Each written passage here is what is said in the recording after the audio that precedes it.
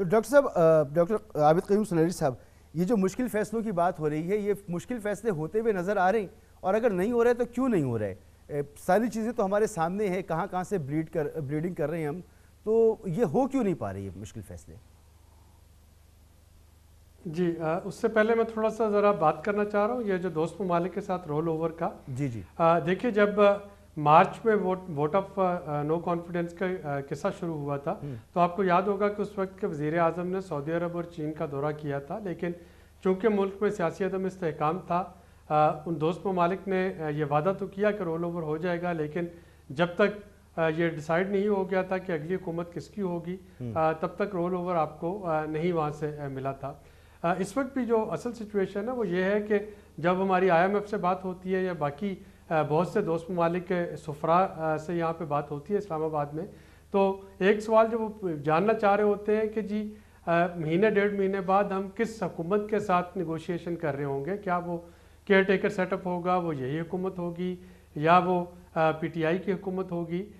تو ایک تو ہمیں اس انسرٹنٹی کا ختم کرنا ہے۔ دوسرا جو بلیک ہول جن کی طرف خاقان عباسی صاحب نے نشاندہی کی، خاقان نجیب صاحب نے نشاندہی کی، ان بلیک ہولز کو فل کرنے کے لیے بھی یا ان کا ریڈریسل کے لیے وہاں پہ بھی ہمیں سیاسی جماعتوں کا مل بیٹھنا ضروری ہے۔ جو ادارہ جاتی جو نقصانات ہیں شوکت عزیز کے زمانے سے لے کے اب تک، آپ دیکھیے کہ تمام سیاسی جماعتیں جو آج حکومت میں یا اپوزیشن میں ہیں، ہر ایک نے اپنی باری پہ جب وہ حکومت میں تھے تو ان اداروں کو پرائیویٹ کرنے کی کوشش کی، اور جب وہ اپوزیشن میں آئے تو انہوں نے اس کی پرزور مخالفت کی کہ اس کو، یا جب اپوزیشن میں تھے تو انہوں نے پرزور مخالفت کی کہ یہ پرائیویٹائز نہیں ہونا چاہیے، لوگوں کی لاکھوں لوگوں کے روزگار جو ہے وہ داؤ پہ لگ جائے گا۔ تو اسی طریقے سے آپ IMF کے پروگرام کو دیکھ لیں، جو پارٹی بھی اس وقت اپوزیشن میں ہوتی ہے وہ IMF کے پروگرام کی امپلیمنٹیشن کو سیاسی مسئلہ بنا لیتی ہے، جو پارٹی حکومت میں ہوتی ہے وہ اس کو عمل کرنے کی کوشش کر رہی ہوتی ہے یا بے وجہ وہ عمل نہیں کر پا رہی ہوتی۔ تو آج جب ہم بیٹھے ہیں جنوری میں، ہمیں یہ چیز مد نظر رکھنی ہوگی کہ اگلے الیکشن خواہ وہ جلدی ہو یا وہ اپنے ٹائم پہ ہو، اس کے بعد جو پارٹی بھی حکومت میں آئے گی، وہ PTI آتی ہے، PDM میں کوئی جماعت آتی ہے، اگر یہ الیکشن ہوں گے سپٹمبر میں، اسمبلیاں اپنی مدت پوری کریں گی اگست سپٹمبر میں، تو اس کے بعد پھر ہمارے معاملات ٹھیک ہونا شروع ہوں گے؟ میں یہ کہہ رہا ہوں کہ اس سے پہلے ہمیں اپنے معاملہ ٹھیک کر لینے چاہیے۔ یہ ہر سیاسی جماعت کے فائدے میں ہے، جو بھی سیاسی جماعت یہ سمجھتی ہے کہ وہ اگلے الیکشن کے بعد وہ حکومت بنانے کی پوزیشن میں ہے، اس کو تو چاہیے کہ آج وہ کوشش کرے کہ اس بلیڈنگ کو آج روکے، ہیمریج کو آج روکے، بجائے اس کے کہ وہ حکومت میں آنے کے بعد ہاتھ پاؤں مارنا شروع کرے۔ تو یہاں پہ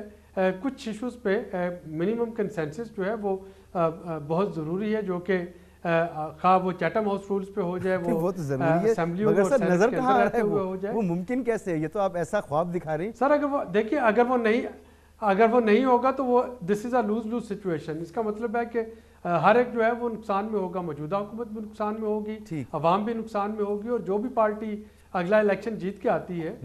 وہ اس سے زیادہ نقصان میں ہوگی، کیونکہ اس کو اس سے بڑا گرداب ملے گا۔ تو اس وقت ایک دانش مندی اور جو فار سائٹڈنس ہے اس کا تقاضا تو یہی ہے کہ ہم اپنے ڈے ٹو ڈے فیصلے لینے کے بجائے معیشت کے لیے تھوڑے سے لانگ ٹرم جو فیصلے ہیں ان کی طرف جا رہے ہوں۔ جو آپ نے IMF کے تلخ فیصلوں کی بات کی تھی، مشکل فیصلوں کی، تو ظاہر ہے کہ جب دیکھ لیا موجودہ حکومت نے جو بائی الیکشنز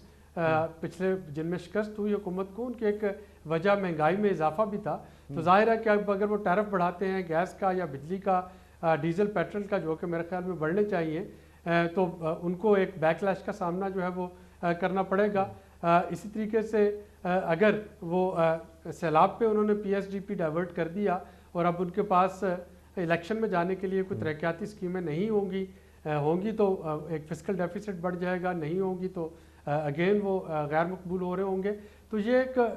خاصی کیچ 22 سچویشن ہے اس وقت حکومت کے لیے کہ وہ اس طرح کے غیر مقبول فیصلے جو ہے وہ لے پائے، لیکن جتنی دیر ہو رہی ہے اتنا زیادہ ہماری معیشت جو ہے وہ closer to brink of meltdown اور ایک ریسیشن میں ہم بڑی تیزی کے ساتھ انٹر ہوتے جا رہے ہیں۔